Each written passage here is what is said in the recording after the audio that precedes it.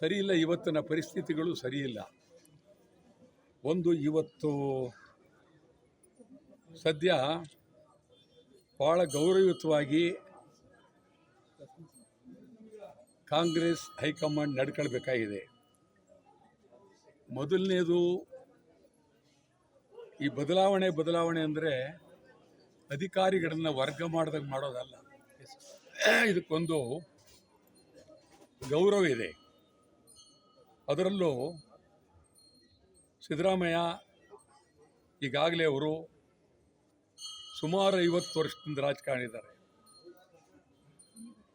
ಮಂತ್ರಿ ಆಗಿದ್ದರು, ಉಪಮುಖ್ಯಮಂತ್ರಿ ಆಗಿದ್ದರು, ಹಣಕಾಸು ಸಚಿವರಾಗಿ ಇಡೀ ದೇಶದಲ್ಲೇ ಹೆಚ್ಚಿನ ಹಣಕಾಸಿನ ಆಯವ್ಯಯವನ್ನು ಮಂಡಿಸಿರ್ತಕ್ಕಂಥವರು ಸಿದ್ದರಾಮಯ್ಯರು. ಮುಖ್ಯಮಂತ್ರಿಯಾಗಿ ಸುಮಾರು 7 ವರ್ಷ. ಮತ್ತು ಸಿದ್ದರಾಮಯ್ಯನೇ ಏನಾದರೂ ನೀವು ಬದಲಾವಣೆ ಮಾಡಿದರೆ ಆ ಥರ ಮತ್ತೊಬ್ಬ ವ್ಯಕ್ತಿ ಕಾಂಗ್ರೆಸ್ನಲ್ಲೂ ಇಲ್ಲ, BJPಲೂ ಇಲ್ಲ, JDSನಲ್ಲೂ ಇಲ್ಲ. ಸಿದ್ದರಾಮಯ್ಯ ಇದೇ ಕೊನೆ ಕೊಂಡಿ. ಸಿದ್ದರಾಮಯ್ಯ ಭಾಳ ಗೌರವಯುತವಾದ ವ್ಯಕ್ತಿ. ನೀವು ಹೈಕಮಾಂಡ್ನವರು ಇದನ್ನು ಸುಲಭವಾಗಿ ತಿಳ್ಕೊಳ್ಳೋಕೆ ಹೋಗಬೇಡಿ. ಸಿದ್ದರಾಮಯ್ಯನ ಕೆಳಗಿಳಿಸೋದಿಯಲ್ಲ, ಬಹಳ ಅತ್ಯಂತ ಘೋರ ಅನ್ಯಾಯ. ಇಡೀ ರಾಜ್ಯಕ್ಕೆ ಮಾಡೋದ ಅನ್ಯಾಯ ಆಗುತ್ತೆ. ಇದು ಅದ್ಭುತವಾದ ಪ್ರಜಾತಂತ್ರ ವ್ಯವಸ್ಥೆಗೆ ಇದೊಂದು ಅಪಕಾರಿ ಬೆಳವಣಿಗೆ. ನೀವು ಬದಲಾವಣೆ ಮಾಡ್ತೀವಿ ಅಂದರೆ ಇದೇನು ಅಧಿಕಾರಿಗಳು ಬದಲಾವಣೆ ಮಾಡೋಕ್ಕಾಗೋದಿಲ್ಲ.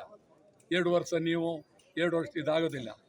ನಾ ಹೇಳ್ತೀನಿ, ಗಂಭೀರವಾಗಿ ಗೌರವದಿಂದ ಪ್ರಾಮಾಣಿಕವಾಗಿ ಹೈಕಮಾಂಡ್ ನಡ್ಕೋಬೇಕಾಗಿದೆ. ಗಂಭೀರವಾಗಿ ಸಿದ್ದರಾಮಯ್ಯನವ್ರನ್ನ ಬದಲಾವಣೆ ಮಾಡೋದು ಇದೆಯಲ್ಲ, ಅದು ಒಳ್ಳೆಯ ಬೆಳವಣಿಗೆ ಅಲ್ಲ. ಬದಲಾವಣೆ ಮಾಡಿದ್ರೆ ಇಡೀ ರಾಜ್ಯದಲ್ಲಿ ದಂಗೆ ಹೇಳ್ತಾರೆ ಜನ. ಅದು ಸುಲಭ ಅಲ್ಲ. ಇದು ನಾನು ಈ ಮಾತನ್ನು ಭಾಳ ಗಂಭೀರವಾಗಿ ಹೇಳ್ತಾ ಇದ್ದೀನಿ. ಯಾವ ಕಾರಣದಿಂದ ನೀವು ಬದಲಾವಣೆ ಮಾಡ್ತೀರಿ? ನಿಮ್ಮ ರಾಜಕಾರಣ ಇರ್ಬೋದು, ಬದಲಾವಣೆ ಮಾಡಬೇಕಾದ್ರೆ ಏನಾದರೂ ಅವ್ರ ಮೇಲೆ ಯಾವುದೇ ಒಂದು ತಪ್ಪು ಬೇರೆ ವಿಚಾರಗಳಲ್ಲಿ ಅವರು ಏನಿಲ್ಲ, ಭಾಳ ಗಂಭೀರವಾಗಿದ್ದಾರೆ, ಒಳ್ಳೆ ಆಡಳಿತ ನಡೆಸಿದ್ದಾರೆ. ಮತ್ತು ಆ ವಯಸ್ಸಿನಲ್ಲಿ ಯಾರು ಕಾಂಗ್ರೆಸ್ನಲ್ಲೂ ಆ ಥರದವರಿಲ್ಲ, BJPಲೂ ಇಲ್ಲ, JDSನಲ್ಲೂ ಇಲ್ಲ. ಆದ್ದರಿಂದ ನನ್ನ ಇದ್ರ ಪ್ರಕಾರ ಎಲ್ಲಿವರೆಗೆ ಸಿದ್ದರಾಮಯ್ಯನ ಇರ್ತಾರೆ ಆರೋಗ್ಯವಾಗಿ, ಅಲ್ಲಿವರೆಗೂ ಈ ರಾಜ್ಯದ ಮುಖ್ಯಮಂತ್ರಿಯಾಗಿದ್ದರೆ ನಿಜವಾಗಲೂ ರಾಜ್ಯಕ್ಕೂ ಗೌರವ, ಕಾಂಗ್ರೆಸ್ ಗೌರವ, ಪ್ರಜಾತಂತ್ರ ವ್ಯವಸ್ಥೆಗೆ ಗೌರವ, ಈ ನಾಡಿಗೆ ಗೌರವ. ಎಚ್ಚರಿಕೆ ಕೊಡ್ತಾ ಇದ್ದೀನಿ ಹೈಕಮಾಂಡ್ ಅವ್ರಿಗೆ. ದುಡ್ಕೋಕೆ ಹೋಗಬೇಡಿ, ಕಂಠ ದುಡುಕಬೇಡಿ. ದುಡಿದ್ರೆ ರಾಜ್ಯದಲ್ಲಿ ಮುಂದಿನ ದಿನಗಳಲ್ಲಿ ಅಪಾಯ ಇದೆ. ಎಚ್ಚರಿಕೆ.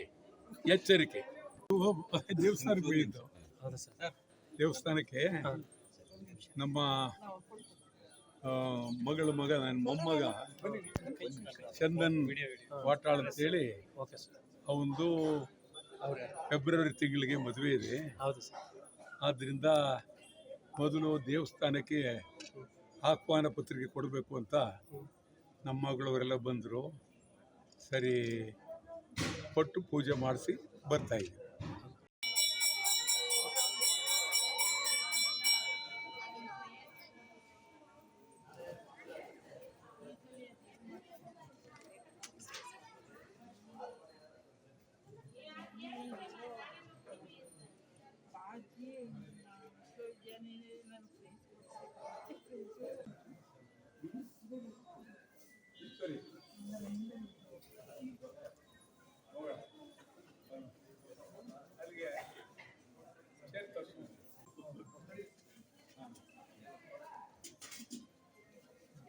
Very good.